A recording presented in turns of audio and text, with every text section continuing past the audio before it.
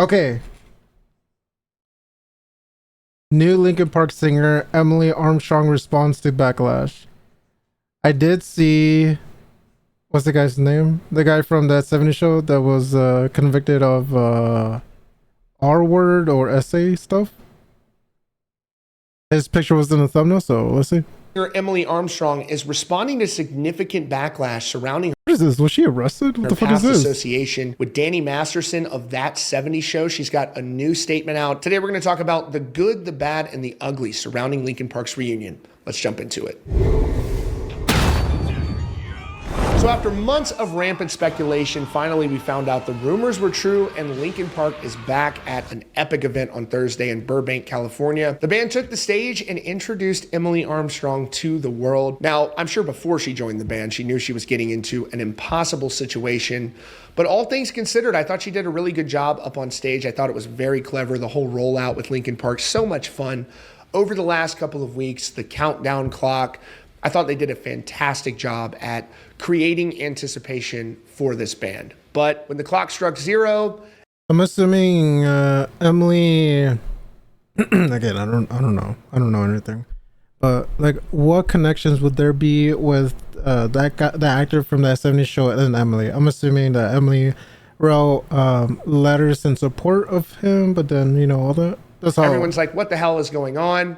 And now we know there was, in fact, a very creative and deeper meaning, given that the album is called From Zero, which is also a nod to their original name before Linkin Park. So I thought that was great. I like the new song, The Emptiness Machine, although it's not, to me, it doesn't outperform anything on Meteora or One Step Closer, but I also think it's very unfair to compare the two. But in general, I mean, I like the song. It's not my favorite Linkin Park song ever, but it's definitely a true to form. Yeah, definitely have to go in with a whole open mind, okay, this is going to be a new band. Linkin Park track, and I've listened to it several times now and I really enjoyed it. I also didn't enjoy the ticket buying experience for Linkin Park. So I went into the queue. I found out that, if you join the LP Underground, you can get access to a pre-sale code. And I thought, well, this will be my best chance to be able to get into this Linkin Park show. I don't know anyone with Linkin Park or anything. So I'm like, let me just see if how this will work and whatever. So I paid my $25, and I'm sure many of you did as well. And I get up at 10 and I go in and I put my code in, and they're like, there are no more tickets left. Ticketmaster was completely unhelpful. It just said there were no more tickets left, which was just an erroneous, incorrect code from them. And so I'm like, why is my shit not working? I feel like this is like a whole different topic. I mean, I'm assuming Linkin Park just didn't want to get their shit leaked, or they just wanted like the hardcore fan base to be there. Want my $25 back. I had to go into another queue at noon. Once I get into that queue, there's like 50,000 people in the queue, and I'm just like, man, this. And so I hope that they didn't get $25 from like 50,000 people, many of whom didn't even get to buy tickets. That is a big cash grab if that's the case, but who knows?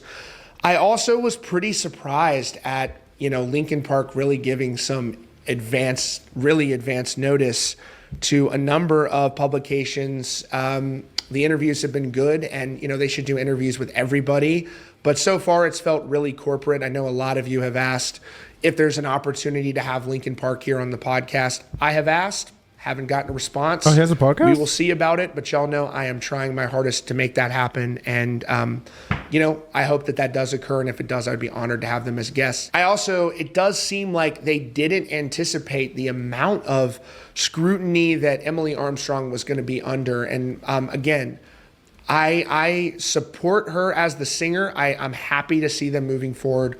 And I'm really looking forward to whenever the opportunity is that I'll be able to see them live. But I want to say I was pretty surprised that this has kind of been fumbled with them, that you didn't see the Scientology stuff coming apparently, or the Danny Masterson stuff. As soon as she's Scientology?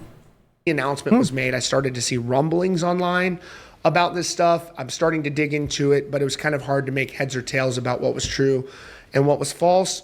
But then you have a member of the Mars Volta blasting her and blasting the band for associating with Danny Masterson and Scientology and all of that. And so let's take a look at the details of that and ultimately her response to all of this.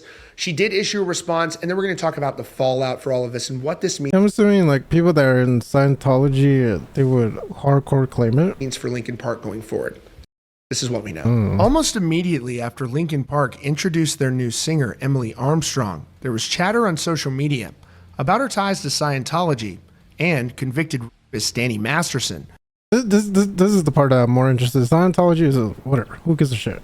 Who is currently serving 30 years to life in prison. Yesterday, the Mars Volta's Cedric Bixler Zavala took to social media to slam Linkin Park and their new vocalist Emily Armstrong over her connections to Scientology and her past support for Danny Masterson. The subject is a personal one for Cedric Bixler Zavala, whose wife is one of Danny Masterson's accusers. Masterson, who starred in That 70s Show, was convicted in court on charges brought by two Jane Doe accusers. The Mars Volta's Cedric Bixler Zavala reshared on his Instagram story yesterday a comment he left a year ago on Emily Armstrong's other band, Dead Sarah's Instagram. He wrote, "I'm surprised none of you wrote a letter on Danny Masterson's behalf since your corny-ass singer showed up to support him in the prelims. Remember, Emily? Remember how your fellow Scientologist goon squad surrounded one of the Jane Does when she was trying to leave the elevators? The court sheriffs had to escort her away from your awful cult. How do you reconcile the homophobia found in the teachings of L. Ron Hubbard's Dianetics?" And late last night, Emily Armstrong released a statement in response to the backlash. She wrote, "Hi, I'm Emily.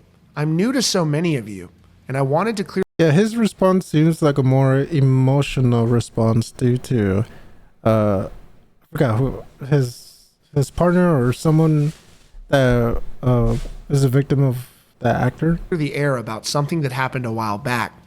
"Several years ago, I was asked to support someone I considered a friend at a court appearance. Oh, so yeah. And went to one early hearing as an observer. Soon after, I realized I shouldn't have. I always try to see the good in people, and I misjudged him.